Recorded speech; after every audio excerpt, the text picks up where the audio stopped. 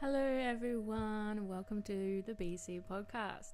Today I have a special guest called Gavin Howe, and we're doing something a little different this time. I've come to him. Welcome, Gavin. Hi, how you going? I'm well. That's How are good. you? Yeah, great. Had a really good morning. Good. So we're going to be talking about a few things around higher energetics and some different branches off of that, and whatever else kind of comes up. Yeah, sort of organic, I suppose, as we talked about. There's a lot of different places that I could go. Why don't you tell us about the setting? Okay, so I'll say a bit about myself. Firstly, I just want to look over my shoulder, if it's still running, to my laptop, which it's not. I just want to write that number down. Can we write that number down? The last 6. Can you tell me what it says? The last 6? Yeah, so the 100,000, whatever it is, 130.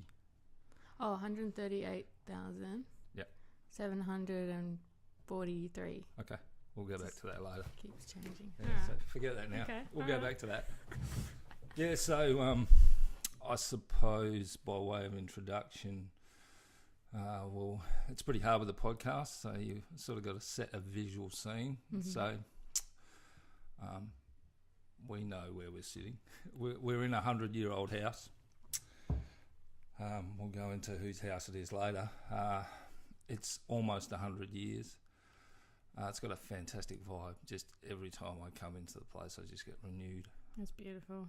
vibe. I've slept here many times. Yeah, so it's modern, it's functional, it's old, it's chaotic, it's everything that a lived-in house should be. It's got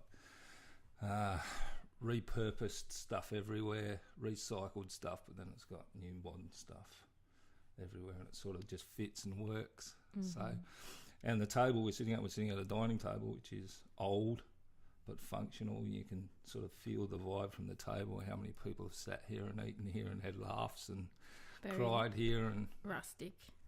yeah. Round the table is a selection of 8 different chairs, all antiques and just beautifully repurposed, restored. So yeah, the vibe is really cool.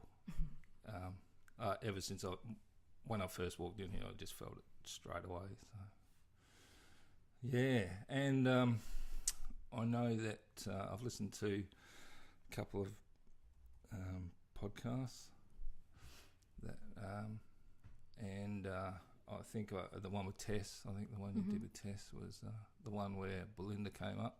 So I think she's come up in every single one I've done so far. yeah, that one came up. Well, so again, by way of introducing myself, I'm Belinda's partner. So That's how we've met. that's how we met, and I've been her partner for coming up 4 years.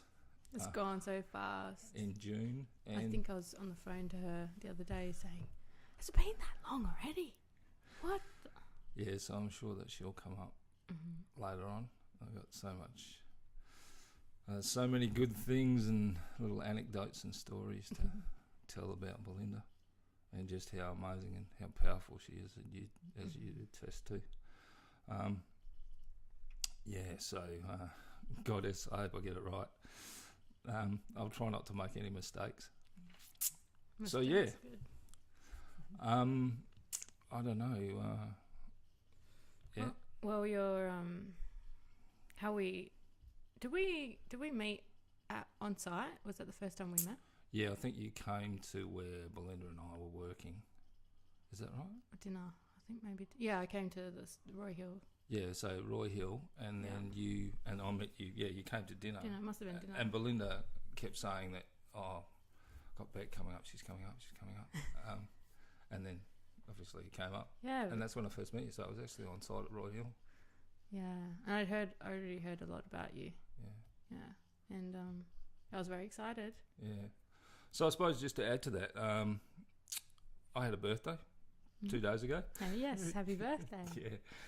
So I'm 52, and I've said to Beck that, you know, I'm not your standard 52-year-old. I don't think I've got one foot in the old school and just this amazing new place that I've come to. talking about energetics and energy and universal guidance and all those sort of cool things. Yeah, and I've seen your growth, which is why I wanted you on here to kind of talk about, how it's come about. Because it's so fascinating to me when people are not open to this world yet, but you were, you just didn't realise. And then now you've just taken it by the reins and you're gone. Yeah, well, that little conversation we had before about all these different creeds and religions and things that go on in the world, they're all talking about the same thing, just in a different language. And that's probably what I've discovered through a couple of circumstances that have happened to me over the last 3 years. So, and we'll touch on those as well, I think. But yeah, just looking at the world, or looking at life, or looking at the experience from a different perspective, standing back and looking at it from a third person perspective, looking in on what we do and trying to understand it. Speaking of old school, why don't you talk a bit about the traditional male role that you've come out of? Okay, I am I'm in the process of what we say, completing. I won't say, leaving another relationship after it would be 30 years this year. I was married 30 years ago. I'm still married to that person, but we're in the process of separating, moving on. So traditional role, obviously married in the 80s, late 80s. Children straight away, 3 kids, car, job, house in the suburbs, dog, cat, goldfish, all white that picket stuff. fence? Yeah, no, not the white picket fence. But yeah, traditional male role. My upbringing was same thing. Mum and dad, 3 kids. Traditional male role. That's what I was. That was my role model growing up. So obviously I did that. Went out, worked hard. My wife stayed at home, brought up the kids. Just your typical traditional. My view on the world was that. Just a typical, I wouldn't say macho, but just a typical Australian male view of the world. This is what we do. This is how we get along. We work and then we retire and then we go fishing or whatever.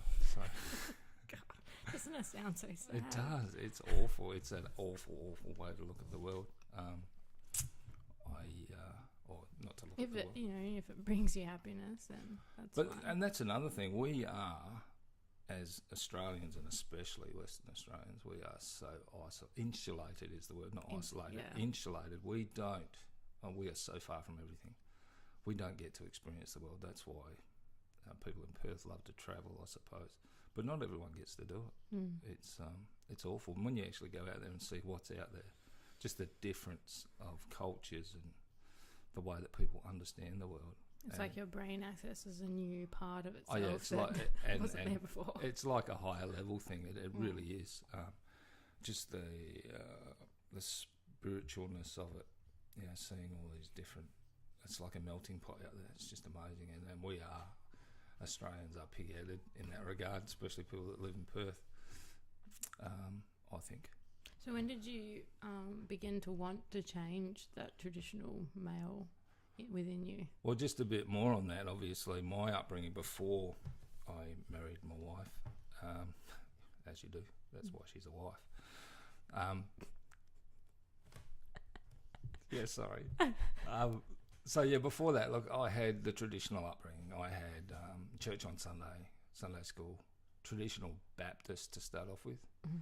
So Baptist, Methodist, if people don't know what Church of England, even if similar, very traditional, very 3 hymns, stand up, sit down, 3 hymns.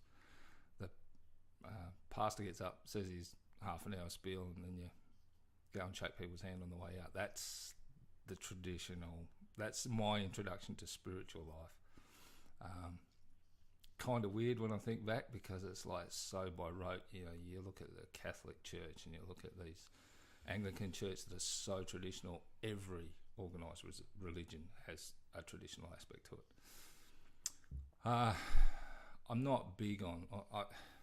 I don't get religions. I don't get that whole the way that we're railroaded. We're that's a socially acceptable thing to do. Go to church on Sunday. I don't get all that. It's the world's bigger than that. But anyway, moving forward, so that sort of transitioned into a more Pentecostal type environment where I actually, and we were discussing it just before, some of the aspects of that were high level spiritual stuff, which is probably something for someone else to talk about because I'm not well versed in it, but I've seen some things that are mind blowing and all relate to that higher level energy. Yeah, so there's like you've experienced some things you couldn't quite understand, but you could feel them. I knew there was something. I knew there was something way beyond just me or just people or just the world or. But that whole traditional church box just doesn't seem to fit. It doesn't. It just doesn't work. I suppose for many people, it's a great social experiment. Religion. It's like it controls people. You know, the Catholic Church. Huge in the world, massive. It controls people. I think when you come out of those environments, you recognise that you are susceptible to that when you didn't think you were at all. So I've had that background. Yep. I've had that spiritual background. So I had an understanding of basic knowledge of something outside of me or outside of people or outside of the world. They frame that as God. You call it whatever you want. I don't call it God. I prefer not to call it God.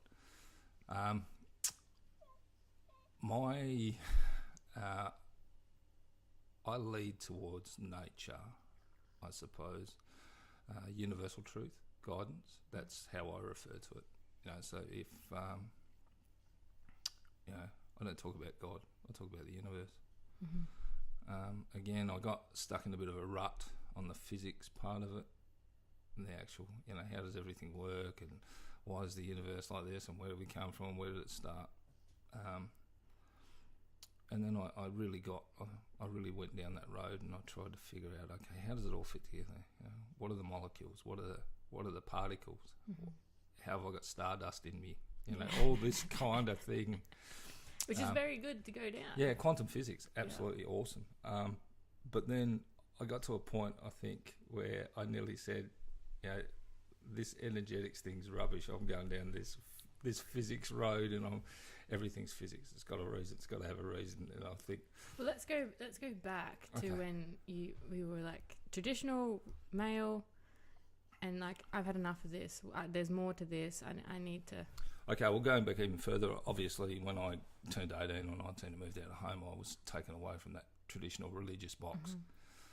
So then I started searching. Obviously, the searching. Yeah, the searching. It happens around that age, doesn't it? Yeah, it does. And being separated from your parents, where you've not been forced, but that was the thing that you did every Sunday or whatever. Taken away from that, and then you go, oh, hang on, I'm free. I can go and check stuff out for myself. So that's where it really started, probably 18, 19, 20. I was married at, how old was I? So 88, who knows, 21, 22. Kids by 23, 23, 24. So I look around now at kids that are 24, and I was a father, and nearly a father of two. It's crazy, isn't it? It is crazy. So I had all my kids by 26, wow. three kids. Yeah. And my wife, I think she was 20 or 19 when we met and 20 when we got married. So you're talking about a 20-year-old and a 21-year-old. And to our credit, even though it's gone a bit astray, 28 years, pretty good for a 20 and a 21-year-old. Definitely. But even during that period, I used to read. I'm an avid reader. I actually write more than I read. I communicate better through writing. This is foreign to me, talking to people. This is good. Yeah, but it's foreign. Yeah. And Belinda would, there's that name again. You're going to meet her, folks. Yeah. You're going to meet her shortly. And you're going to be as blown away as what Beck and I are, because she's just, amazing. What was I saying? You're saying Belinda would... No, I was talking about reading and writing. So during the marriage, I was looking, but it wasn't looking in a physical way. I wasn't out there looking. I wasn't going to researching. I wasn't, yeah. In books. And that really, I think this happens with so many people. I think once I started travelling and I got outside of Australia and I got to Southeast Asia and I started getting the introduction to Hinduism and Shintoism and all these isms, Islam even, you get to go, oh wow, hang on a minute, I'm this fundamental person that knows this one path, and all of a sudden there's all these different paths and they all lead to the same thing, enlightenment or whatever you want to call it, living a higher life. But they're all just different ways of looking at it. So that's when I realised that, okay, I'm going to develop my own thoughts on this. I had a very similar thing. Yeah. Around same age as well. Yeah. So obviously that's led me to where I am now, which is I still don't know. I've got a very basic knowledge of what I do and what I feel, and that's what it's about. It's about feel. I call it guidance. I think you are aware of much more than you give yourself credit for. Yeah, but I think I made the comment before that a basic understanding can be so profound as well. Mm-hmm. You don't need to be a super religious, high energy, know everything, all the different creeds, and to have an understanding and to have a fundamental knowledge of how things work. I think the main point is you're just trying to understand it for your own life, your own little universal bubble. You don't have to explain yourself to anyone else. That's part of the thing that I've developed now. I think I used to be so insular. Again, coming from Perth, we're insular people, and it used to be about me. It's not. It's no way. That's probably the biggest shift I've had. It's not about me anymore. It's about humanity. It's about people. It's about helping everyone with their journey. But I mean, understanding what you're feeling is like, it is all about you because you're the one feeling it. However, there's... Look, I've listened to philosophy recently over the last 2 years. I've gone right back to pre-Socratic. So that's the Greek philosophers, before Socrates, before Plato. So I'm going right back. So I've started going right back to the original philosophers as they've got records that go back that far.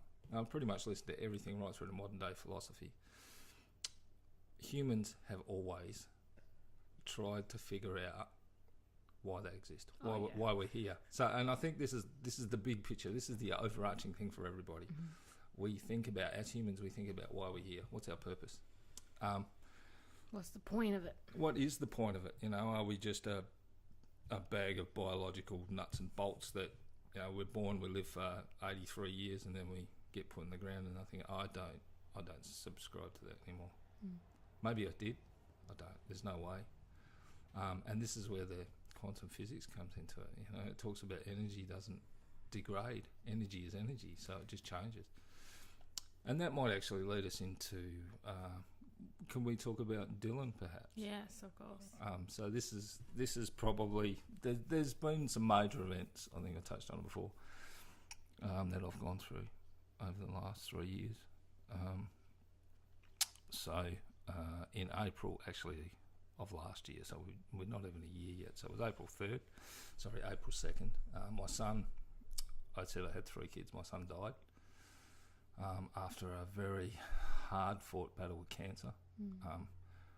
I was actually, I was going on a great holiday to Canada when I got the news. It kind of tainted the holiday because I didn't know what was going on. He'd just been diagnosed. That was back in March. I think March the 15th. So last year. Sorry, the year before. So 2017, March the 15th, I got the news, and he died on April 2nd, 2018. My son, I live in Perth. If you don't know Australia, Perth's on one side, Sydney's on the other. My son moved to Sydney when he was 19. Had to just escape and find his way. So he went over there. So he lived there for 6 years until he was diagnosed.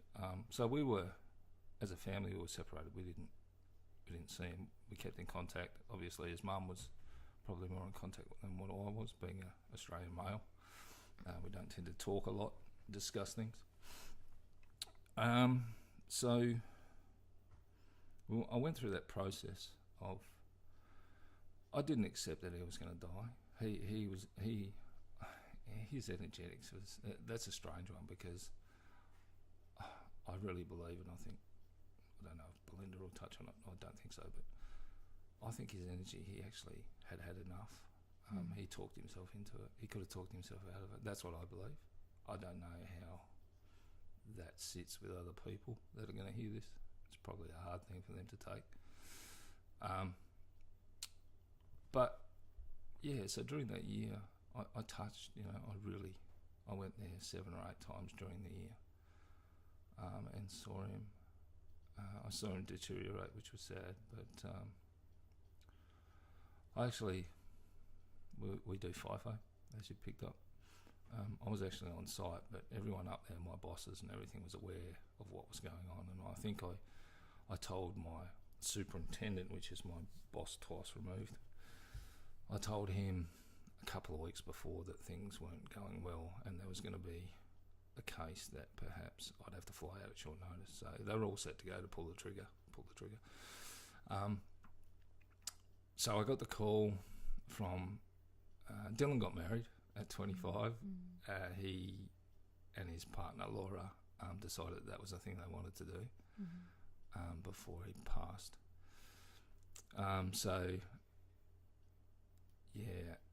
During the year, I saw him. I went over there and I really connected with him, reconnected. That's beautiful. Yeah, it is. And I think that I tried to figure it out the other day. The last day I saw him, I think it was the 2nd of February, and he died on the 2nd of April. So it was still 2 months. But the last time that I saw him, I couldn't have had it any other way. It was just perfect. We were grumpy with each other, and then we were cuddling each other. And I think what I remember is the last time that I walked out, I think we touched foreheads. Like, I'd never done that. I'd given him a hug, but I just walked up to him and we touched foreheads. So that's probably my getting a bit. That's okay. That's probably my last memory of him. Some strange things happened. There were some things that I wanted to go back and say to him before. We were told by the specialist not to come back to Sydney. Pretty much, we had a conference call with we're talking about Royal Prince Alfred Hospital, so it's the best cancer specialists in the Southern Hemisphere that we were dealing with, and we were dealing with the head of the department, so we were not dealing with some just GP. We had a phone conference, and she took everybody by surprise and said, "Look, he's going to die. He's going to die soon."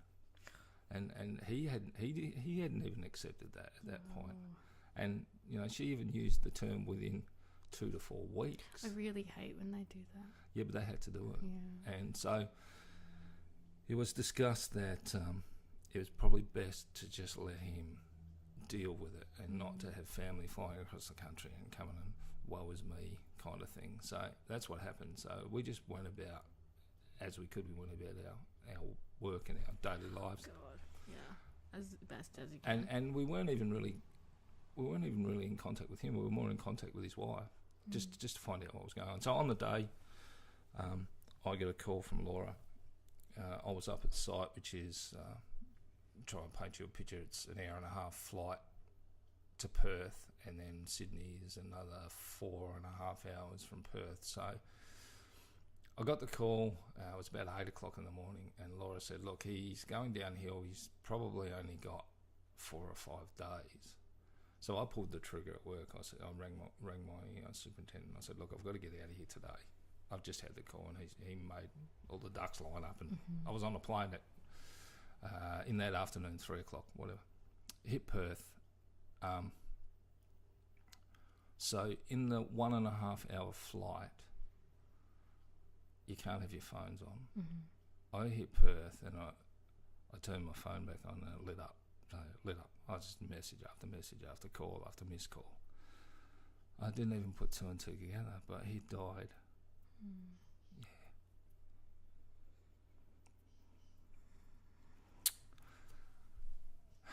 So I got to Perth.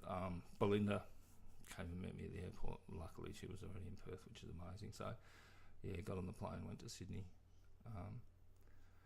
But there was that period between the start of February and the start of April where I wanted to go back and I wanted to ring him up and I wanted to talk to him about things. I wasn't able to because the professor, the specialist, have said, look, just leave him be, let him do his thing. So I didn't get the opportunity. But what I did do was I sent him mental messages. And, obviously Belinda's will attest to this. One was, I don't know, there's a tradition with white feathers. Do you know what that tradition is? I don't even really still know what the tradition is. Apparently, if a white feather falls in front of you after someone's passed, that's them telling you that they're looking. Yeah, I thought, what a load of wank. So I thought, okay, I'll throw this across the country to Dylan. I'll do the old mental telepathy thing. So I didn't actually verbalise it to him, but I sort of said, I put it out there, mate, is there something that, that you can tell me that you're still around? And, yeah, sure enough. It's happened like 5-6 times. I've actually collected the feathers, so, and I've got a little shrine set up that I've collected these feathers, but I think one of the instances, I was sitting in a park in Sydney, just like he'd died the day before, and a feather just came out, and I think it landed either on my knee or on my foot. So that really got me thinking about, there's got to be something to this. Okay, after all saying all that, I'm going to go back to quantum physics because Dylan, I don't like the term death. I don't like the term past. He's transitioned. That's what he's done. So his energy, not his spirit, because I don't really subscribe to that. People, it's just a difference in words. His energy is still out there. And I think I was reading something, I think Stephen Hawking or someone wrote about every time we inhale more molecules than the people have ever lived.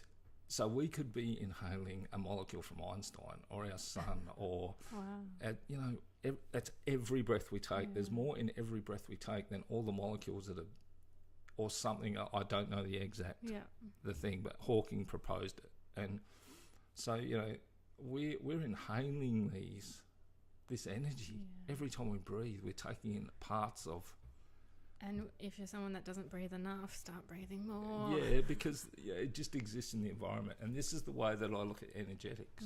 And this is the way that I look at, the spiritual realm. I don't get the spiritual.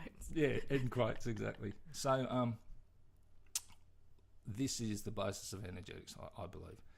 It's natural. It's everything. It's stardust. It's all those cool things.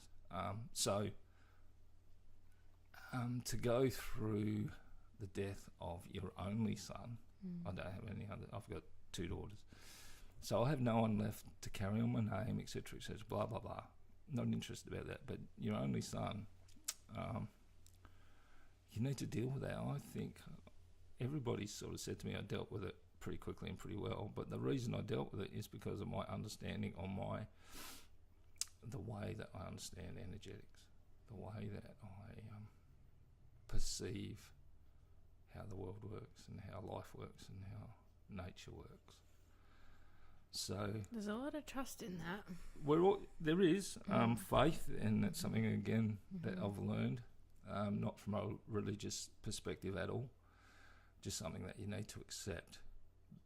Our human brains are peas. We know nothing. Correct. We can only think to a certain level, so we can only understand to a certain level. We don't have the capacity to understand everything. And I think this is, through the use of whatever we need to do to enlighten ourselves, whether it's take substances or drink gin and tonic, I don't know, whatever that is, that opens us up to absorbing some of this other stuff that we can't regularly think about because our brain just can't cope with it. So I'm going off on a bit of a tangent here, That's aren't I? fine. No, it's Come back. yeah. So energetics, that's my thing. That's where I've transitioned from. So I've gone from this fundamental. Do you feel like Dylan was the catalyst for you and your views, or was it like more of a test? I'm going to lean right in now. Okay. Belinda was the catalyst. Okay, yeah. No, the catalyst goes right back to when I left home and I started searching, as we talked about before. To get to the point where I am now, I've had a lot of guidance. A lot of people have shoved me, pushed me, shoved me, said, yeah. Because from what I had heard about you Yeah. before I met you from Belinda, Yeah. was that you weren't that open to things until she does what she does and explains. I think that everybody has it all. Okay. Everyone has a fundamental understanding of energetics. Everybody has it all. Yeah. They're questioning.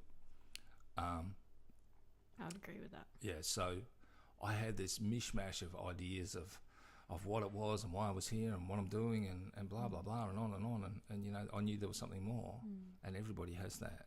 But it was a mishmash. So what's happened is people have come along in the recent 3 and 4 years and sort of channeled me in certain directions, very subtly, but they've allowed me to focus and hone in on the things that matter. So I've sort of trimmed off all the stuff that doesn't. What resonates with you? Yeah, and I've come back to what I believe is a fundamental reasoning behind why we're here, why we are a social creature, why we have to interact with everybody else, why we have to accept. So do you feel like you don't have a fear of death now? Look, I wouldn't go that far. Yeah. That is something that we have to let go and of. this is something else that I think you hear these interviews with 101-year-old women, and because usually the men aren't that old, usually they don't make it that far, and you go, oh, and I did this, and I drank tea, and I did this, and I ate butter, and all this sort of. In Australia, I ate bread that I made myself or whatever. But then you'll get these little gems. Oh, okay. Then we get these gems that, an old person, someone who's in their hundreds and they're being interviewed. Now, how did you do it? You'll get a gem and it might be something like, I didn't have time to die. I had too much to do. That is what I feel. I have got so much to do. I'm 52. I have got so much to do now than I ever had as a 20-year-old. Oh, my word. I've got so much to do. So, yeah, look, I'm not planning on it anytime soon. That's lovely. That's for Dylan. Oh, that's for Dylan. Hey, mate. Here you go. Your white silver feathers everywhere. Actually, that's a gorgeous smell. I had to I'm just burning Palo Santo for those of you listening. Yeah, see, because this is a podcast and you can't see what we're doing. And we were sitting and... Before I got here, I was a bit extra late because I got a little message come through that I had to make a smudge tool. And I wasn't sure who it was meant to be for, but it's got a white feather in it. Oh, has it? Yeah. There's another part to that story. We'll go back to the white feather story. So I think the very first one was on the day after, and that was in a park in Sydney. I'd just gone to got my hair cut. Dylan used to go to this barber's, a really funky hipster, a friggin' amazing place. And I thought, I'm going to the funeral. I'm going to go to this barber's and get my hair done. I had the curly moustache because he was a bit of a hipster. And having cancer, he couldn't grow facial hair, so I grew this. Do you remember? Do you remember the big moustache I had had the pointy tips on it? So I, as a 51-year-old, I grew this hipster moustache. So because Dylan couldn't, he just laughed at me when he saw it because I'm balding. So I decided I'd go to this hipster barber, and they're all his mates anyway. So I just got the best reception. Yeah. So it was all free. I didn't expect it to be, but they just gave me the royal treatment, so that was fabulous. But that's what we're in this park, and it was just near there, so we'd sat down afterwards, gone to the toilet or whatever, and got a drink and sat down. That's where the first feather showed up, but I can't remember the whole incident. I know there's been one outside the gate here, like a white feather just there, and we have birds in the backyard, but they don't like put their feathers right there. The other one, the coolest one, was straight after. So we spent, I think, 10 days in Sydney after Dylan died. And Belinda and I shot off to Bali because I had a sense that I needed to get back to, let's not call it organised religion. I just wanted to get away. So I wanted to go to the mountains of Bali. I wanted to go into a rice paddy. I wanted to find a shrine or a temple and just burn incense. That was my thought process. So I had no plans. So I think we went for 10 nights. But I think we were going to come back after 8 nights. It might have been 11 nights. We were going to come back after 8, and I said, no, I'm not ready to come back. Plans kept changing. Yeah, so I booked, and we were on the coast at Sanua, for any people that don't know Bali. We found this resort. It was a colonial style, just amazing place, and there was only like about 6 of us staying in this whole resort. But they had geese. They had a lake. Oh, wow. And they had geese. And I've actually got a video, I've still got it on my phone. I walked down on the grassed area, massive gardens that they had. And these geese had just been, I don't know, preening or whatever, and there were just white feathers everywhere. And I'm standing, and I'm videoing in a circle, so I'm just turning around and around and around, and it's just white feathers. Like I was in this circle of white feathers. So yeah, the whole white feather thing, it's just bizarre. I don't know how that works, but it works. So yeah, I have heard it's yeah, apparently it's a traditional thing. I don't even know how it came into my realm, how I thought about it. I hadn't read about it. I just remembered there was something to do with white feathers. But yeah, going right back. So I'd sent that to Dylan across the country, 4,500 kilometres. I never actually verbalised it. I never rang him up and said white feathers. I may have sent him a text, but it wasn't specific. I just said, I did send him a text. And I think the text said, I want to discuss with you something that you can do for me, show me after you pass away, that you're still there. And we never actually got onto it. But I had the thought in my head of white feathers. So somehow that got to him. Well, it may be Codswallop, I don't know. No, I don't think so. It's and for a period of 3 or 4 weeks, they were just everywhere. Maybe that's just my subconscious looking for them, but they truly how can you just the fact that the geese were there and there was just white feathers everywhere, and you can't. That never happens. How many of you have had a white feather land on your shoe or your knee? Because it just never happens. Yeah. So yeah, there's something to it. Of course there is. So again, that just heightened my understanding and the level of energetics and energy that we actually have, and our brains just don't comprehend what's actually there, but it's actually there. Well, I had this similar conversation with Tess about death, and she was speaking about, how would she cope if her son died, and that's the go-kart son. I heard that story when I was listening. Adorable. What did he do? I made this. What was that? I did something special. I did something special. Yeah. Yeah, Tess. I'll have to meet her one day because I've heard so much about her as well. Oh, you haven't met her yet? No. Oh. Well, she's not taking new clients, apparently. Oh, really? I need it so bad. Try again. I think she might be doing it now. I need it so bad. Yeah. Belinda keeps saying, and just recently she's giving me those little shoves. You've got to do something about see her. You've got to do something about your back and your neck, think and she's it's all taking new clients now. Yeah, must do that. Yeah. So if you're out there, she's taking new clients.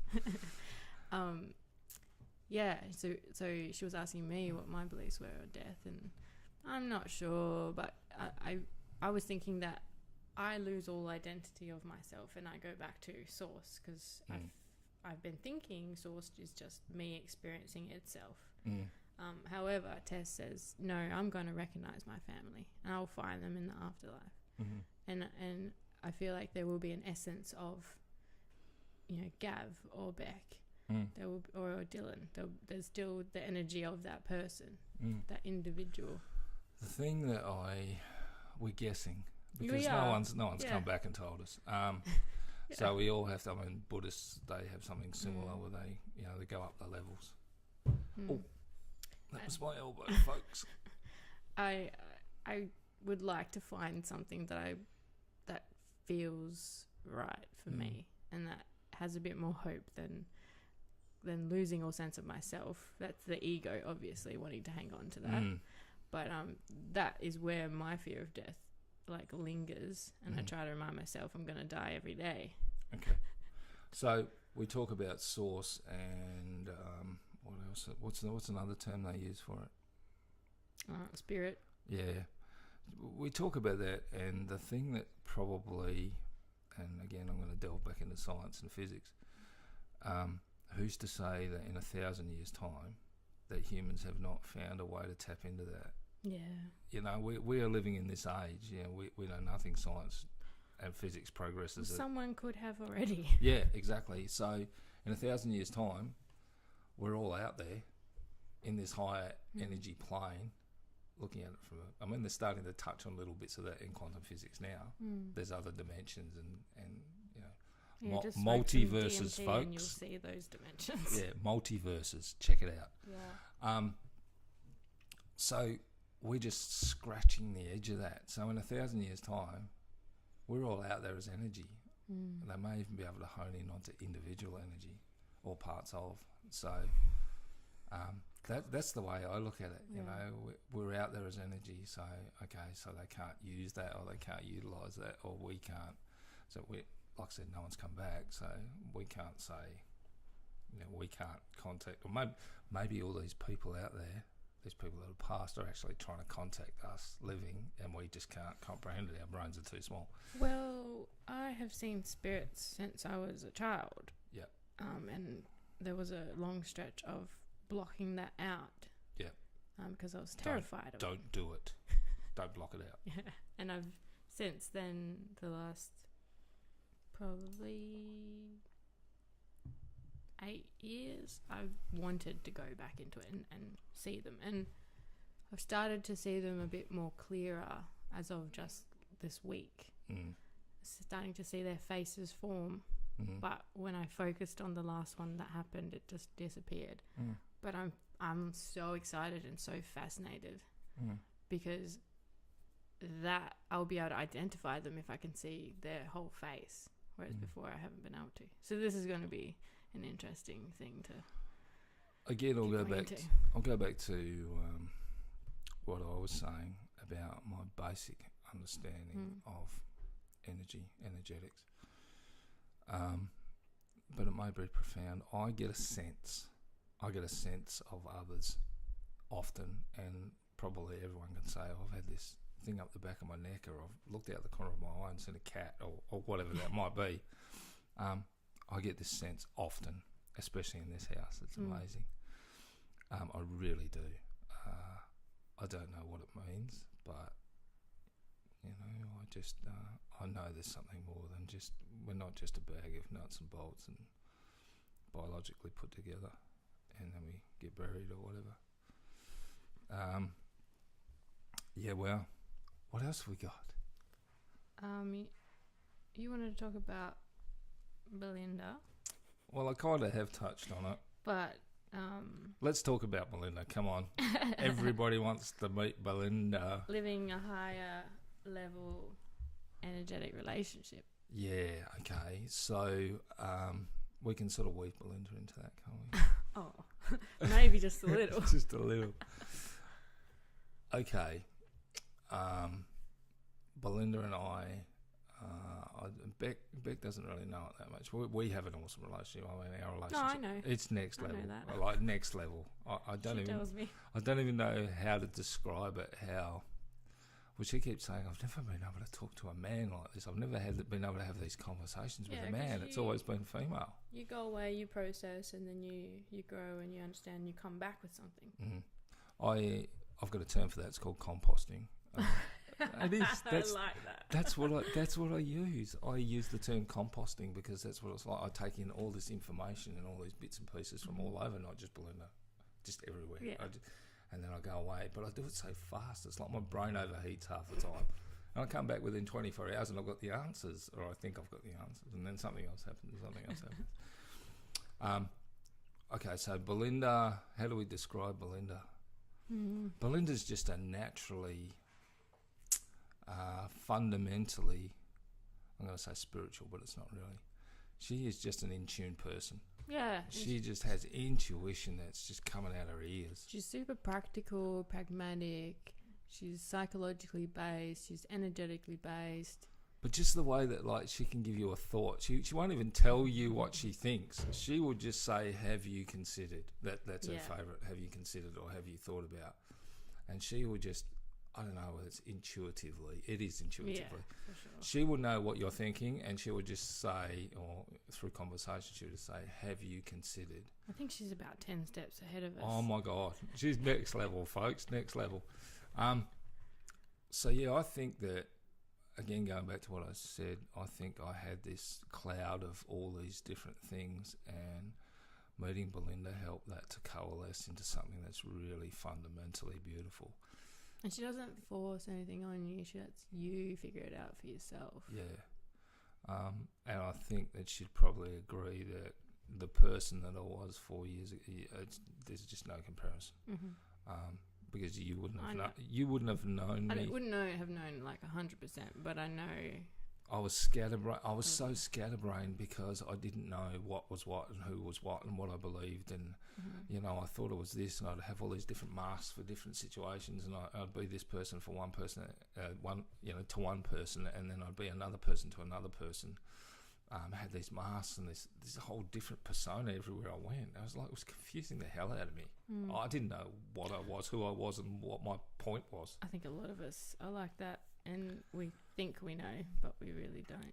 Yeah, I think because I had this problem with this superheated processing that I thought will come in, and, I'll turn it over, turn it upside down, throw it away if I can't use it, or I'll take it on as a paradigm. But she sort of, I think, brought all that back into focus and got me to a point where I'm looking at the things that actually matter. I'm looking at the fundamentals, not just the thought of, is this religion? Is this, I'm looking at the fundamentals. What does that mean? I don't care if Noah's Ark exists somewhere on the top of a mountain in Turkey. Not interested. Who cares? What does that prove? It proves that the Bible was a book written about history by the people at that time, folks. So yeah, I don't care about the nitty-gritty of things. I care about the vibe, the feel, the understanding, the comprehension at a higher level, not at a mental level. It's what you feel. You know it.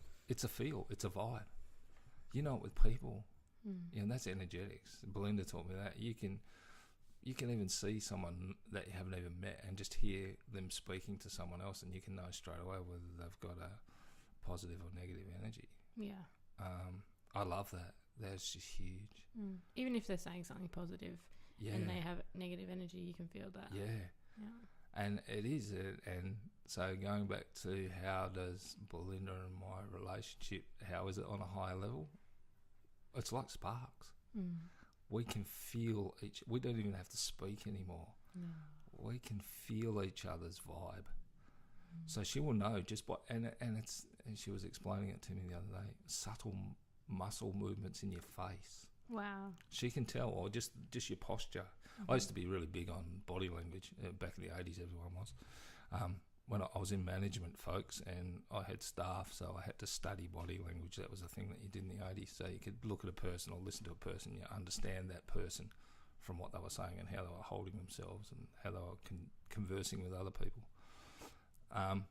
That's a thing. It's fascinating. Body language is a thing, but the way that Belinda and I do it, it's higher. It's more than body language. It's a vibe. It's a feel. I say to her, I want to develop our relationship, Belinda's and my relationship. I want to develop it to a point where there's sparks. Like, we'll hug and we'll just feel the energy, the flow.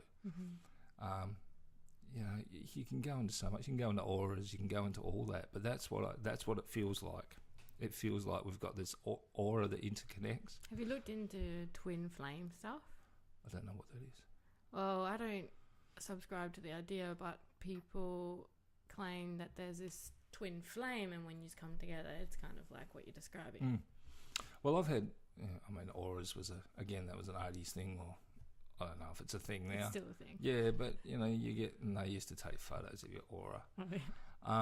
I've actually had an experience with an aura from the most random place. I was flying back to site. I'd had an awesome time in Perth, a really cool, energetic time. I was really high. I was like high energy, like super high energy.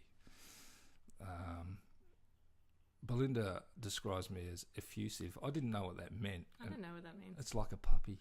It's like I jump around all over the place and I'm so excited. Does that make sense? Yeah, that makes sense. Yeah, so I was sort of in that mode. Got to the airport and of course all the boys are there, the plumbers, the guys I work with, plumbers, electricians, tradesmen. And one guy, Alex, he just said to me, "You're glowing." And I go, "What the hell are you talking about?" He goes, "You're glowing." So this is at Perth International Airport, folks, and I've got a plumber telling me that I'm glowing. It's like, yeah, okay, cool. But I can associate the feeling that I had with him telling me I'm glowing. So I reckon it's a thing. I really do. But I love,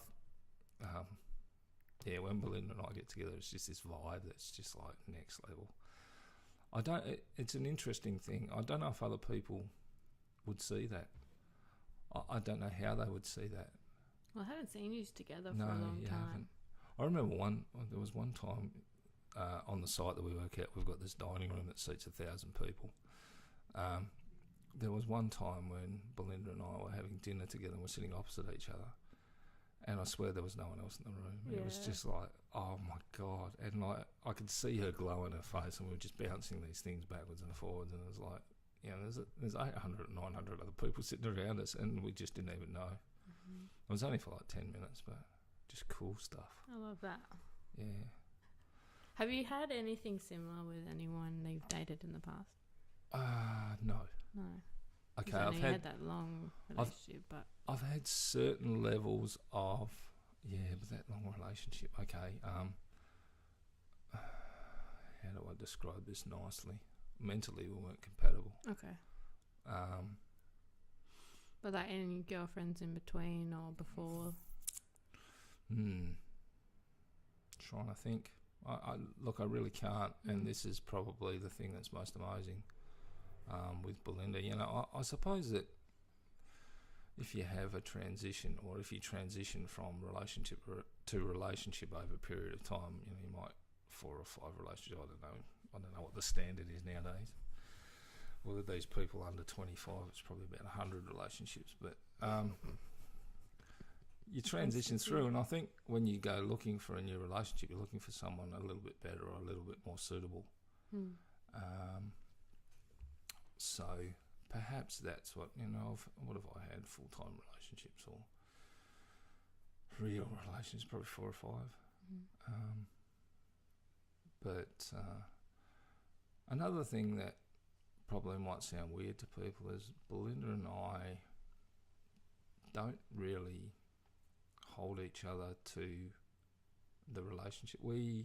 How do I describe that better? You're your own person. We are our own people, and we are so in love, and we are just amazing and compatible and spiritually or energetically compatible. But she says it and I say it. If someone else came along that was that next higher level, and that was the step that I needed to take or she needed to take to learn more, it's like, I love her that much that I give her a hug and go, oh my God, I'm so happy for you. Wow. So that's probably taken me a couple of years to appreciate. I don't think it's going to happen because I think, I don't know, our growth rate. Well, you can keep up with it. Well, our energetic growth rate at the moment is next level. Yeah. We are just growing, and she's, even I'm saying this will piss her off. I'm saying stuff to her like, have you considered this? And she goes, what that? So I'm starting to reverse the roles, which is... No, this is good. This is what she wants. I've done that, maybe a rare few times. Yeah, but that doesn't... It doesn't happen all the time, but it has started happening. Yeah. So we can now bounce backwards and forwards I'm not saying I'm ever No, going to be on that level, but because she's got, I mean, We put her on this pedestal. yeah, no, you're so in for it. She has, but she's got many different forms as well. It's not just energetic. She has, she's got. She's a carpenter. She's a naturopath. Oh yeah, she is awesome on the tools. You want to see what she's done with this place? Yeah. She's really cool. Yeah, so she's a qualified naturopath. So she loves the herbs. And to my right, there's some calendula. I think the one on the right is about 10 years old. Wow. See that jar? Yeah. I think the one on the left, I know the one on the left, she made that when we first met, so that's at least 4, or coming up 4. The one on the right, wow. So she's into this being a naturopath, witchy herb stuff. She makes potions and makes me take stuff. But yeah, like there's all sorts of cool stuff. But she also has the, what's the word that describes it? Not insight, but intuition, like different. She sees things. She sees things, but she sees the big picture. No, but she actually sees. But things. that too. She sees. So it's she's got the clairvoyance. Yeah, but it's not just clairvoyance. It's psychic. No, but it's clear visual. It's clear Audio, all the clear audio. So she'll just have this amazing intuition into that other realm. And she just brings that as a natural thing. It's so natural for her. Mm-hmm. She'll tell you stories about being a 9 and 10-year-old. Mm. Have you heard the one about her looking down at her hands and it's not her hands, it's the hands of an 80-year-old? Yeah. Oh, my God. Just like tingles up the back of your spine when she tells you those sort of stories. I'm sorry, Belinda, I'm not taking all your stories all over here. We have so many things. Oh, yeah, but, yeah, wow. So, okay, relationship point of view. I would love to say it's the perfect relationship. No relationship's a perfect relationship. We still have things that we deal with, but it's far more energetic. It's a higher level. It's a higher energy relationship. It's not just based on love. It's based on. Well, I think there's definitely that unconditional love. Yeah, I don't subscribe to unconditional love because I'll go back to the little story. It's conditional because if she found someone else that was higher level that she needed. No, but she would still love you for everything. Oh, yeah, absolutely. That's unconditional. Yeah, true enough. True enough, yeah. Regardless of the how the relationship transitions, there's always going to be that love. Mm-hmm. So, yeah, you're right. Me personally, I haven't got that point yet. I have conditional love. Yeah. Maybe not for Belinda. I probably do have unconditional love for her. The sad thing is people go all their lives and they don't even experience anything that's half of this. I'm just fortunate. I hate the word lucky. I'm blessed by having people like you and Belinda and many others. There's others I can name, Ivana, that have just been a huge support throughout my transition. That's what it's all about. We're all each other's cheerleaders. Yeah, you know? that's it. It's it's humanity. That's what we're here for. We're a social animal. We should go and give everyone hugs. I know. We need to hug more. I think we do. I try to hug people, but they sort of go, makes their skin crawl because I'm 52 and balding. No, it's just because nobody's hugged them in such a long time. Yeah, it's not. We're not a hugging society, really. And I suppose I've created a little universe around myself where we're all huggers. Yeah, I get on the plane when I fly down from site. There's Jen and Sue and another Sue and a gay guy called Shane. Hey Shane! Shout out to Shane. He's awesome. I get on the plane and I go and hug everybody, like the cabin crew, and everybody from site looks at me and goes, "What the hell are you doing? You can't hug the cabin crew when you get on the plane."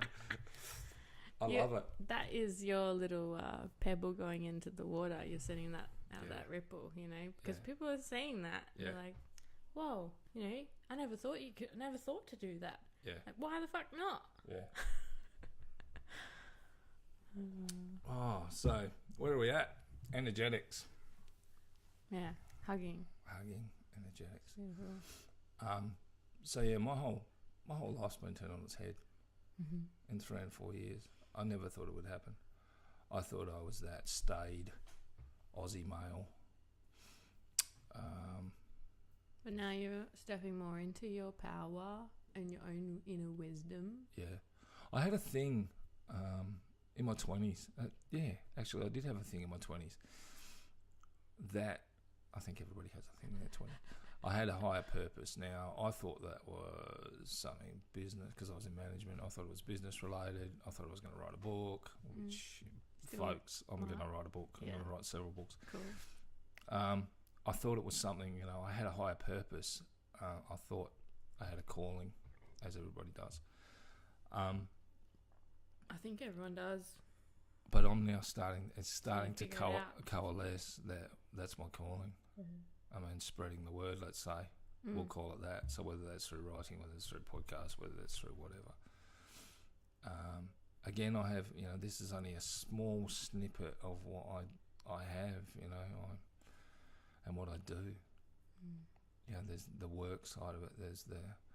I love woodwork. I'm a chippy. I love creating things from wood.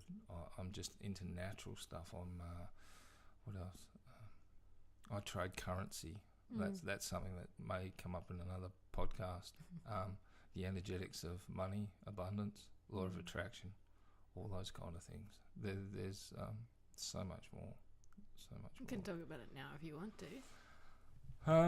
Or we can save it. Yeah, well, I think the energetics of money, I think we will save.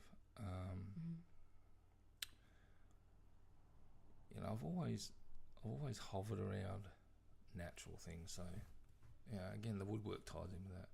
Working with timber, working with natural products, working with stone, whatever that is, working with clay, I suppose. Those earthy type things. See this? This was made with the clay from a dam. Did you put that? Did you put a little thing, a post or a text or something when you did that? You went to did you go to a retreat and make it, and then you put it all in the middle? What was that thing you did? Oh no, that might have been. Oh, we just went to an art day at a friend's place. And you made all the stuff. Yeah, he brought out this clay. It's like just air drying clay. Yeah, I've used it. Yeah. Yeah. Cool. It was a lot of fun. So that wasn't that? No, he actually made that and brought it for a little housewarming gift. When I was in Indo, when I was in Bali after Dylan died, one thing I wanted to do, and I stopped myself doing it, was I wanted to go to one of these rice paddy temples, but not the village one, the family ones. And they use these little clay pots that they're handmade, and they burn their incense at their temple in these little clay pots. I was going to nick one. And I thought, I actually got to the point where because I was using it every day, I was using the same one. I actually got told off by one of the village women at one point, but I just walked around and then came back and did it anyway. I wasn't desecrating their temple, folks. I was just sitting on the step, and she told me off. So I was going to nick one of these clay pots, these little handmade clay pots, and I reached out and I thought, how could I do that to someone? So I didn't nick the clay pot, but then that afternoon, Belinda and I did a tourist thing and walked up to the local markets, and we found a store with like 5,000 clay pots. So handmade in the same village. Oh, so wow. I bought one for $3. There's a weird thing about this feeling to take something that's not yours. Yeah. I've had that on a rare occasion. Yeah. It's like, what is that in me? Yeah, so your little clay pot just reminded me of that story because I've bought this clay pot back. I've actually broken it since and had to glue it back together. But I brought this handmade clay pot from the village of Tabernan in the centre of Bali. Brought it all the way back to Australia, and now there's another story. Oh, that's just prompted my memories. So I've got this as a shrine. So because I draw from all different types of places in terms of religion and belief and energetics and the things that are, what are they called? Ethereal? Etheric. Belinda will tell us. Probably both. Yeah. So I draw from all sorts. So I had this thing. It wasn't so much Hindu. I think we've all got haven't we got an animal mentor? What are they called? Animal spirit? Yeah, that. Animal totem? Okay, so mine's an elephant. Right? Oh. So the reason mine's an elephant is because it's the largest land creature that exists.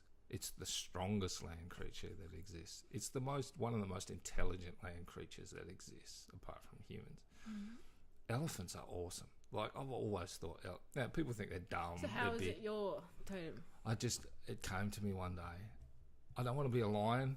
I don't want to be a whatever, rhinoceros or something that's violent, or I want to be an elephant. That's my thing. An elephant is just so cool. I mean, an elephant weighs, what, 5 tons, 4 tons? I don't know how much they weigh a lot. They can crack a peanut. Oh my God, with their foot. They're just so awesome. Elephants are can be really gentle. Freaking amazing. And, you know, everyone tells stories about a memory. They've got a capacity for remembering people faces. So anyway. So, Hindus have Gaja. The god, the elephant god with the 6 hands or whatever. Yeah. Is that Gaja? Yes, it is. I'm sure it is. I'm not sure. Yep. Anyway, you know the elephant, the Indian, it's got like 5 hands. One's holding scales, one's holding a scroll, one's holding something. Anyway, so not being into those things that are organised religions, but I sort of draw. So I got a Gaja, a little, I think he's brass or whatever. So he came back. He came back from Bali. And incidentally, he was in the temple. He was the god that was central to the temple. It's just coincidence because they have like so many. I don't even get that, but whatever. They have one for everything. So he's come back. So I bought this teak box. I put the little Gaja in it. So he sits in there. I've got my little clay pot that I didn't steal from the temple that I bought from the local markets for $3. And I thought, now what am I doing here? Well, I'm creating a shrine for Dylan, and I don't even know. So underneath it, I've got some batik, village made. It's like got all dirt stains on it, and I've just cut out a piece that sits on that. I've got some Balinese essence that I just put in there. So I filled it up with potpourri. Oh, nice. Because it's just, I keep adding fragrance to the flowers. In the bowl, and this is the bit that was just like so profound. So when we first got to Bali, we stayed in the mountains, right up in the mountains in Tabanan. And I said to Belinda, I want to get a rock. I want to just get a rock from this place, and I want to take it back, and that rock's going to have an energy in it. And I'm going to make that as part of the shrine. So, okay, did that, got the rock. It's round. It's about that big. It's about that size. Okay. And I'm pointing to her clay bowl. So, yeah, obviously a sphere, almost perfectly round. And it fits just inside nicely in this clay bowl. So the last 3 days of the holiday, we went to that place in Sanua on the beach. And it just so happens that the beach is a black beach. So it's all volcanic sand. Oh, nice. But it is. It's gorgeous. I've never actually been to one of the volcanic beaches in Bali. And it was there. It was black, like black dark. So I'm sort of... And I could see the mountain. I could see the volcano where we'd just been days before. And I thought, you know what? That sand used to be a rock on that mountain, and it's transitioned through the river system into the ocean and washed up on this beach. So part of that sand was up there in the mountains. So I got a Ziploc bag and filled it up with this black volcanic sand. So in my little shrine, I've got the clay pot and I've got the rock, but underneath it's the sand. So that speaks to the transition of life, okay? So that speaks to what I was going back to about Dylan didn't die, he transitioned. And that little thing in that clay pot is what happens to a rock in the mountains when it comes down through the streams and river system. It goes into the ocean, it's crushed into this black powdered sand. So it's actually the same thing, it's connected. It just looks different. So it's a rock and it's sand, but it started off as the same thing. So there's a little story.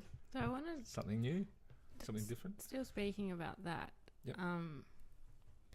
What would your advice be for someone who's in the process of losing their child or children, or has recently lost?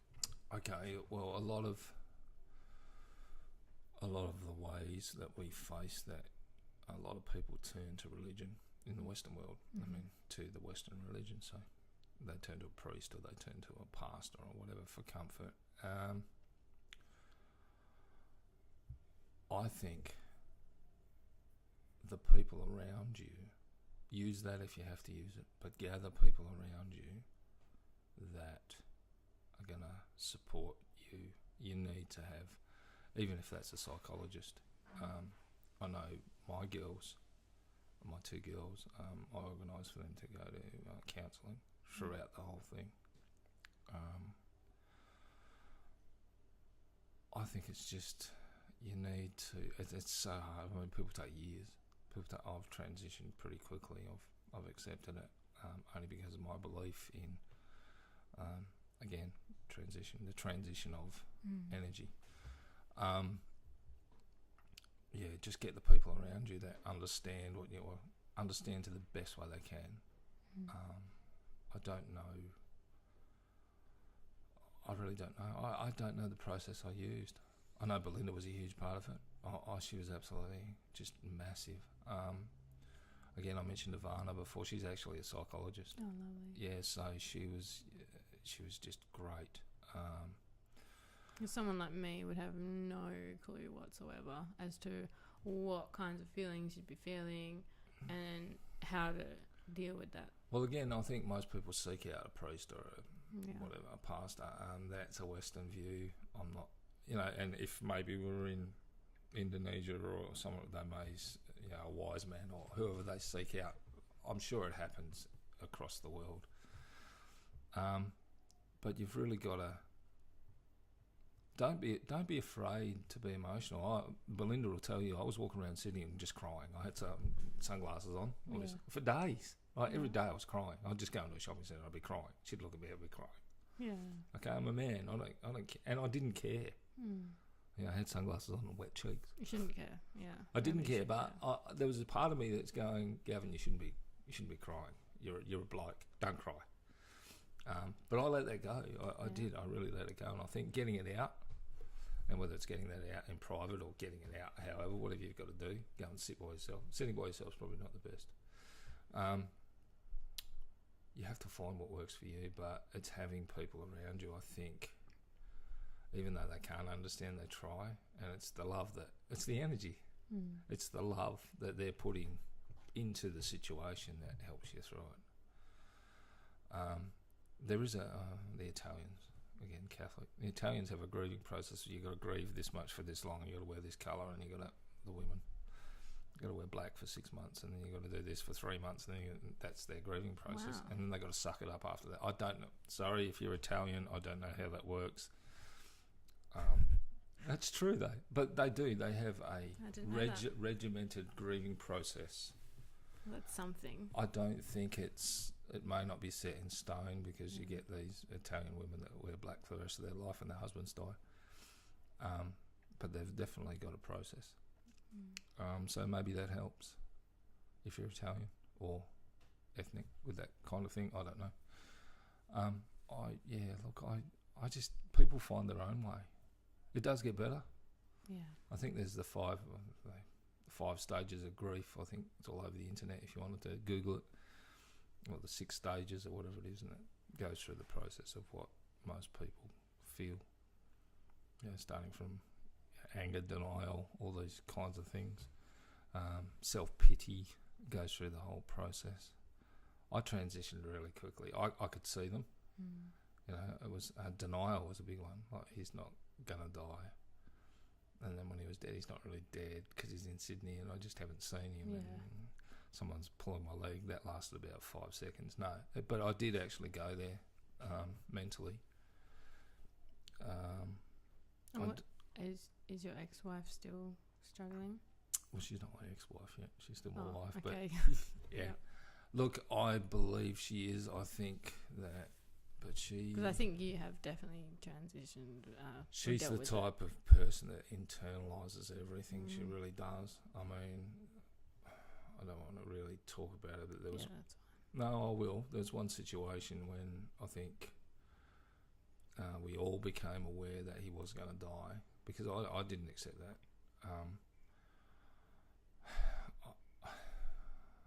she actually went and laid down on the road, on a busy road, and was screaming that she'd killed him. So I didn't really want to throw that in there, but that's how she felt about it. She really internalised it. And as I don't understand that, I'm not a woman, but I could imagine that that's how traumatic it would have been for her. So she will. And I'm sure she still struggles. I don't know if she's on medication. Medication solves everything, doesn't it? No. I think she's improved. I don't speak to her a lot anymore, which is sad. Yeah. Especially seeing as you both, it's your son. And well, and we've got two daughters, and they're getting to a point where they're going to have kids, and how's that all going to work? But that's another conversation. Hopefully you can. Yeah, hopefully. But yeah, it is. It's sad. It's really sad. My daughters are good. Yeah. My eldest one is probably more spiritual, has higher energy than the younger one. She's vegan. But yeah, she has an understanding of a basic understanding of how the world works and how the world should work and how. How old is she? She's 24 in July. And the younger one? She's 22 in April. So babies. They are babies, but they're getting there. They're making their own way in the world, which is good. Nice. I know. I also wanted to ask, because we were touching on the relationship you and Belinda have. How can you suggest? What things can you suggest people try to get their relationship to that kind of level? Okay, and this is something that probably didn't come out when I was talking about it before. Communication, and you will know that Belinda, like folks, if you want to talk to your partner, Belinda and I would spend, when we can, up to 6 hours on the phone a day. Yeah, it's nothing. I think our record's 8 hours and 14 minutes or something in a day. So our phone conversations just go when they can, of course, because we've got work commitments. But we talk, we communicate, and we go everywhere. We don't have a set formula. It's like, hi, how are you? Love you. Bye. Good night. We do that, but we just let it be organic. Yeah. Our conversations are so organic, and we will end up like way, way, way from where we started, and don't know how we got there, but that's how. But you're I think, a big part of both of you is that you're willing to own your shit when it's brought up as well. Yeah, and we can. We don't argue. I mean, our argument, I call it synergy. So our arguments are, she will have a point of view, I'll have a point of view. There's no yelling. It's just, sometimes the conversation's a bit short. Like, short in, not that we're arguing, but she'll make a point, I'll make a point, she'll make a point. It's synergy because we always come back to a point of not where she started, not where I started, but where we finish up is somewhere completely different that makes sense to both of us. Yeah. So I think, again, it comes back to communication. Yeah, absolutely. And you go back to these 101-year-old women, that are talking about their life and, communication, you've got to, or been married for 75 years. We've been married for 75 years and it's all about communication. I think it is all about communication. Because if you don't know what your partner's thinking, then they could be thinking something for years. Yeah, if you don't say it, you don't even know, and then all of a sudden it's like, oh my God, that's what you really feel.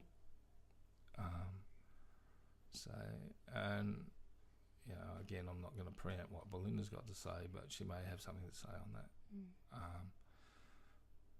I definitely have something to say on it because my wife, past relationship, I don't think we did enough for the communication. We did a lot of communication. I think when we first met, that was a thing that I'd read somewhere, that you get if you're going on a date, with the first time, second time, whatever, third time, get in your car for 4 hours and drive. drive some. I think we went to Albany or Bustleton or something. And if you can talk and keep a conversation going for that 3 or 4 hour drive, well, then you may have some chance at a relationship. Belinda and my relationship is like flying from here to New York. We're still talking. Yeah, we just talk. Really cool. We talk so much. We just talk and talk and talk. Yeah. We never stop talking. That's so good. Yeah, hopefully. Because another thing, we do FIFO, okay? Fly in, fly out. For those folks who are not familiar, it's a mining term. So we get in a plane, we fly to site for 1, 2, 3, whatever weeks, days, whatever the roster is. We work and then we fly back to our homes. So FIFO. Belinda and I both do FIFO. Beck does FIFO. So I had to go down and get my rosters out for the last 4 years and work out how much time this is for lawyers, how much time Belinda and I actually spent together in a shared arrangement for 4 years. First year was 27 days. Second full year was 63 days. And the third year was 65 days. So and we're coming up 4 years. So we have to be able to communicate because you can't. This is good for so many other people who are in a relationship with someone who's FIFO. Yeah. And FIFO, so hard. Yeah, FIFO, you don't often have the opportunity to be able to talk for hours because people do have jobs to do. I'm fortunate I get to drive around lots and I'm in the car so I can talk on the phone. Belinda, not so much. She's a haul pack operator. For those people out there, them big trucks. So she can't be on the phone. You've got to be focused when you're hauling around 300 tons of dirt. So you take the opportunities when you can. And again, we do 12 and a half, 13-hour shifts, so we don't have a lot of time either side or on our breaks to talk. But you still got to take the opportunities when you can. And that roster ties into, that's why we haven't spent so much time because her roster's different to mine. So she'll be in Perth and I'll be up there and I'll be up there and whatever. That's how it works. Might just take a break. Sure. Do a break.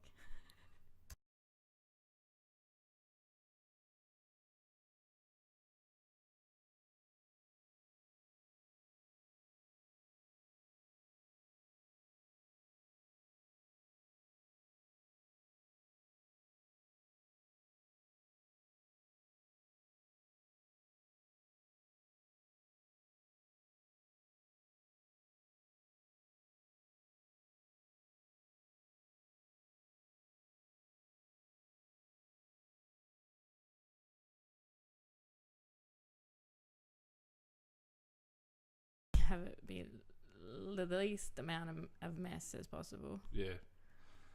Again, we've just spoken a couple of minutes ago about my wife. She's not at that same energetic level, so it makes it difficult when you're one person's searching and finding all these new things and the other person's not particularly, I wouldn't say not interested, but their journey's different. They're on a different path. They're still searching, but they're not at the same level or wanting to do it as quickly as you. Different wavelength, I like to put it. Yeah, a different wavelength. So I was at a higher point when I left. So, and I think it's like when any relationship breaks down, you want to, especially when there's kids involved. My kids are adults, but there's still kids involved. You want to try and minimise any damage. So right from the very beginning, I did make some mistakes. I was still in the mind frame where it was my role as a traditional Aussie male to support financially and wherever else I could. I didn't actually cut then draw a line in the sand and say, no, that's it, I'm done.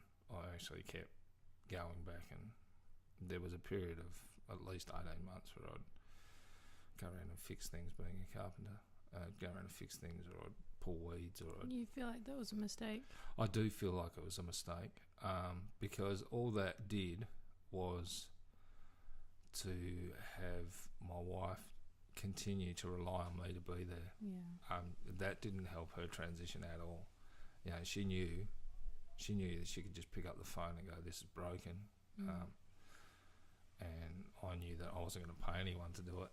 I'd go and do it myself, because if I can do it, I will do it. I think she probably played on that a bit, and in hindsight, there's a lot of things that she used psychologically. Maybe we'll shut the doors. Is it someone using a power saw? Whippersnipper. It might be alright. It's alright. Yeah. Folks, it's a piece of... Oh, gone. No, it is a power saw, I think. Yeah, it might be. It must be workers. Yeah, so she used that. I think that she really used that. And, you know, sadly, it didn't help her or I to transition, or me to transition. So I put a stop to that probably 6 months ago. Oh, wow. Okay. So it was that long. Yeah. Yeah, so it was a long time, 2.5 or 2 years or plus. You know, every now and then I'd just go around and fix something for her. Or I think the last ones that I actually put my hand up for, I think she had a plumbing problem, and I was up on site. I couldn't do anything, so I ended up... She said, I don't know what to do. So I ended up ringing plumbers and organising plumbers to go out, and it was a weekend, giving them my credit card details because they wouldn't move unless they hadn't... You know, that sort of thing. It's just... I think she played on that a bit. Okay. But... I'm not... You're allowed. Yeah. Yeah, okay. So let's go to the higher energy thing. I'm not bitter about that. Yeah. That was... I felt guided at the time, and this is what people don't understand. I felt like it's... Whether it was pull the credit card out, it's something that I had to do. Mm-hmm. Not because it's a responsibility. It's just helping someone out in need, a fellow human. Okay, so look at it from that point of view. She's still a human. Yeah. You know, whether she's your wife or not. She was, I think, genuinely desperate. So using that perspective or framework to look at how you transition out of a relationship, I think if you hold yourself to a higher standard, regardless of what the other person's doing, and you do what you think is right to do in all the given situations, if they're on the other end of the phone and they're ranting and raving and yelling and screaming, whether that makes sense to you or not, it's how you come back. Do you yell, rant and scream, or do you say, okay, well, that's your opinion, I don't think it's right, but let's talk it through. Yeah, and I'm sure there's a lot of people that slip into... Now, I've actually, on saying that, I've actually said some things recently about her that I'm not overly happy with. Mm-hmm. And I'm still trying to pull myself back from that. There's things that have been... I won't go into it. No, but you don't need to. No, but there's things that have come out since we've split up that just aren't right. So they're off. And I haven't been very happy about those things. But, yeah, again, I don't want to. I'm not going to go out with a big stick. And I'm not going to... Whereas her approach is slightly different. So it's how you receive what the other person's saying. Do you look at her like a teacher for you? Yeah, well, everyone's a teacher. Yeah, oh but my God, especially the difficult situations and... Okay, in that respect, she is a teacher because on this side I've got Belinda, and on that side I've got her. Two different teachers. Yeah, absolutely, but she's showing me things. Whether they're positive or negative, she's still showing me things. But, like, just the fact that you've stated now that, you know, you're like, okay, I should have cut myself off from her sooner. Yeah. And that's such a good lesson on your boundaries. I think that would have been far more healthy for her and I. I really do, but again, I was stuck in that mindset of being the supporter, the breadwinner, the Aussie male, go out and work. Something you had to work through. Well, there was a situation. Both girls were at uni at the time as well, so I knew that there had to be ongoing support for them. But I think that she played on that a bit. But look, no regrets. I did what I did was my choice. I'm not gonna, definitely not gonna take it out on her. It was my choice all the way through. And as long as you look at it from that point of view, it's the yes no. Oh, we could do the yes no thing. What's that? Oh, we haven't done the yes no thing. No. This is pretty much. Can we transition into that? Yeah. I'm using transition a lot today. It's a theme. Can we switch? Let's switch to that. This is really how I came across universal guidance, I think. Okay. So we'll go back. All right, so wrapping up the other thing, I think that again, it's each individual approach, regardless of the other person. Just hold yourself to a higher standard. Yeah. So, and just in the end, it will make you feel a whole lot better about what's transpired. Absolutely. If you can say, look, each thing that happened, everything that occurred, I did the best I could. And if you're happy with that, and then you can walk away and hold your head up. And I think that's what it's about when relationships break down. So yes, no. Universal guidance was a thing that I sort of got interested. I was reading about the law of attraction. I sort of tried to tie it all together, and I came up with universal guidance. I didn't know universal guidance was a thing. I didn't know it was a thing. I found out since it is a thing. That's actually the term I gave it, or universal truth, universal guidance. But I got to such a point where I was so wrapped up in it. It was like every thought I had, every decision I wanted to make, I had to, what's the universe saying? So how does that fit? What, am I been showing something? I was like... I think I've gone through a phase like jumping around and going, what is it? Hang on, why'd that thought pop into my head? I don't know. So as a human, every single decision is based on yes or no. Every single thing, it's that simple. We decide yes or we decide no. It doesn't matter what it is. Getting a divorce, buying the red snakes or the green snake. It doesn't matter. We decide. We have the power within us to say, yes, I'm going to do that. No, I'm not going to do that. Yeah. It's that simple. And when that profound thing, it's that simple, it's a yes or a no. I decide yes, I decide no. That was the best thing. It was just like, it was huge. And then I thought, okay, these thoughts are popping into my head. I can use that and throw it away. I can use that, or I can just throw it away. It's just a random thought. And then the strangest thing started to happen. I used to get these thoughts. And I'm going, that's a thought. Hang on, that's guidance. And it might just be, oh my God, phone someone. Right, pick up your phone. Yep. It's windy. The door's going to slam. Pick up your phone and call someone. And I actually used it. And but simple decisions like turning left or right. What do I do? Where am I going? It's just the yes, no. It's such a cool thing. Can you explain it differently? Okay. I trade currency. Yeah. I can explain it very differently. Okay. When you trade currency, you've got to have your finger on the button, whether you're going to buy or sell. Okay, so you make that decision based on the patterns in the market, based on your knowledge of the market, based on announcements, based on all these different things, whether a currency is going to rise or fall against its pair currency. And then your finger or your mouse hovers above the buy sell button or the buy or sell button or the trade button, we'll call it. That decision's solely on you, yes or no. Do you press the button now? Do you wait? Yes or no. That's trading. So when I do that, I'm guided. I'm sitting there. Seriously, I can sit there for an hour with my finger on the mouse button, and I won't press it until I get the guidance. And then when I press it, I win. Right. most of the time. So you feel like it's something else coming in? Oh, absolutely. Yep. Not your intuition. No.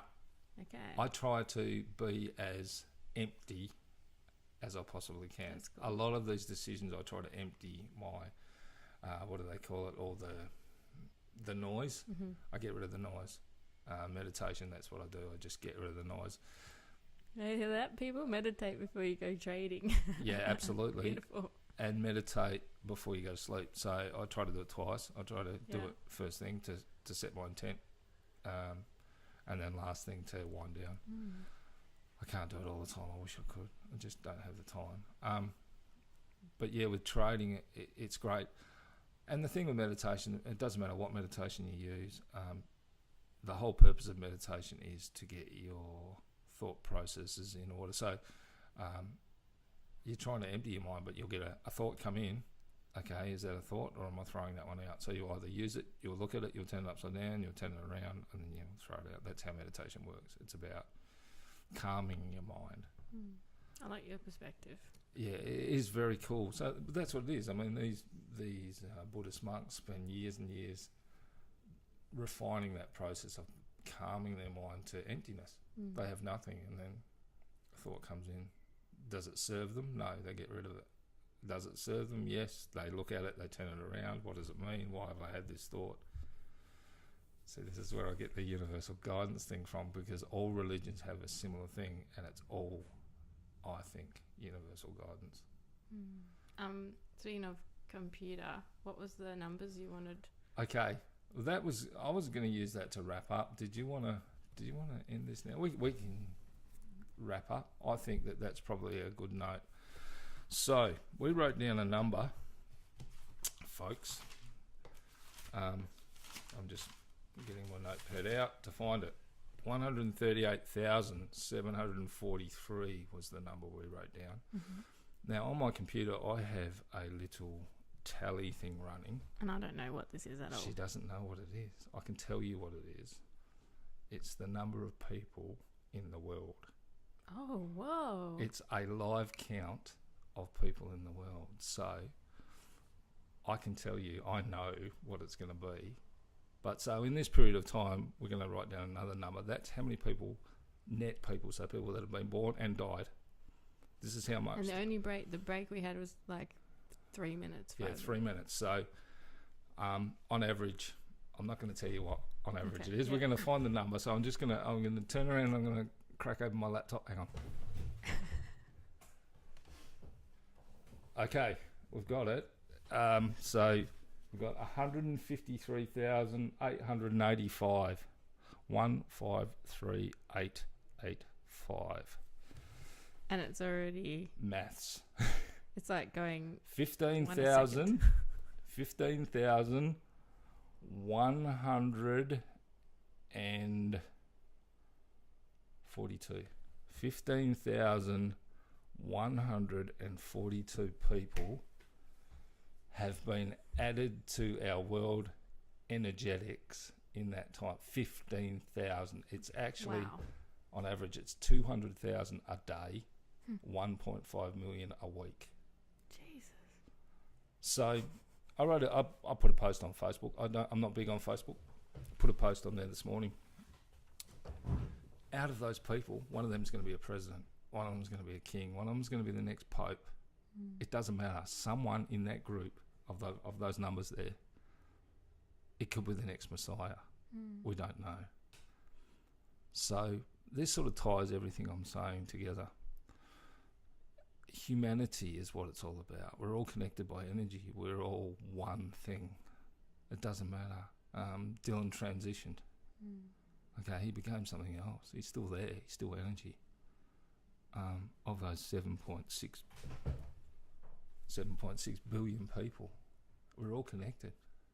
We all started somewhere. People have different reference points for that. 7.6 billion people. Yeah, and that just grows at a phenomenal rate. Yeah, the number's going up 1 per second. Less than. Is it less than? Yeah, I think so. Oh no, 200,000 a day. 4, 5, 6, 7, 8, 9, 10. Yeah, so that's births. That's births and deaths. So that's net population growth. Wow. I posted it on Facebook this morning, so just I didn't see that. no, I don't know. I'll put it on my timeline, so I don't know how the Facebook works. I'm not a big fan, people. But look, in this short podcast, 15,000 people have been added to our subset that we call humanity. Wow. That is just huge. Those people could be anything, anybody. You know, it's just, we're all connected. It's just massive. It's so cool. It is. It's just an energetics buzz. Oh, well, thank you so much for doing this with me. That's okay. It's been a lot of fun. Yeah. And I've gotten to know you a lot better. Yeah. I hope people can use it, people that listen. Yeah, I'm sure there's going to be at least one person who will get something out of it. That's my hope about this whole podcast. You know, if you can take something from any of what we're doing, what we're creating, that's all I can hope for. Yeah. All right, thanks, Beck. Thank you. Okay. Thank you so much for listening. I hope you got something to take away from our conversation today. Please subscribe, give a rate and review for me. That would be very much appreciated. Thank you.